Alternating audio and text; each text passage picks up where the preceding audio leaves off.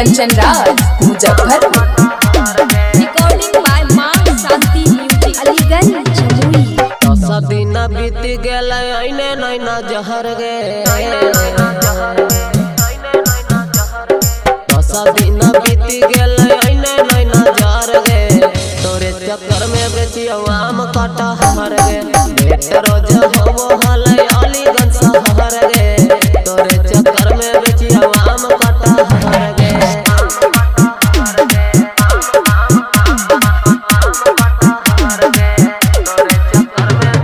DJ Kanchan Raj Muzaffarpur.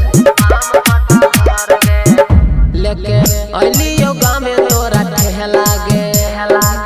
मिले ले हो तो कहला गे लेके अलियो गाँव में तोरा ठेला गे मिले ले हो तो कहला गे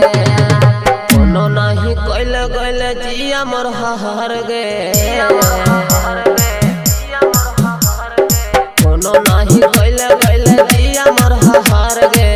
तोरा से मिले खातिर बेचियो काटा हर गे बेट रोज होबो हले अलीगंज शहर गे तोरे चक्कर में जाना बेचियो काटा हर गे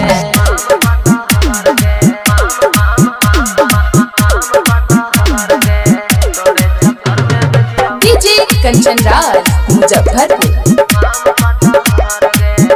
हे गे सच कहो नीतीश ला भरावा गे बेचहियो आम काटा हरावा गे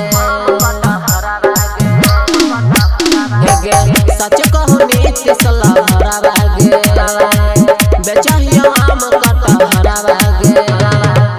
ये तोरा भेल जान गेलियो हम डहर गे ये तोरा भेल जान गेलियो हम डर गे तोरे से मिले खातिर बेचियो काटा हर गे बेट रोज होबो हले अलीगंज शहर गे तोरे चक्कर में